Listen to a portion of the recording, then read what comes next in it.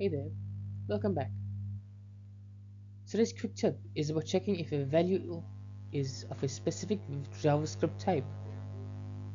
We will be using the constructor property, but also making sure we do not fall into traps with null and undefined.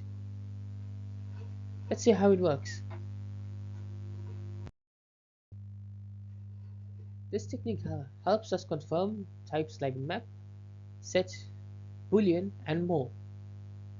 We just need to make sure the value is not null or undefined, which do not have constructors.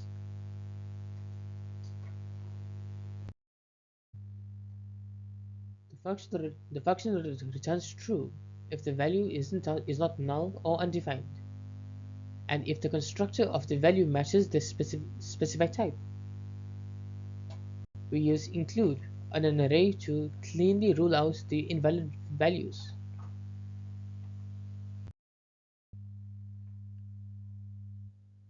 By breaking it down like this, we ensure only valid types are tested. And since constructor comparison is reliable for built-in types, it works like a charm.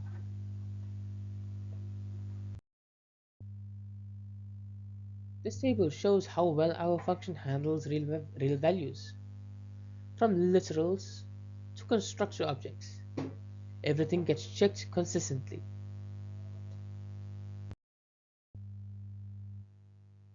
Type checking is essential in real-world scenarios, whether you're building an API or validating form data.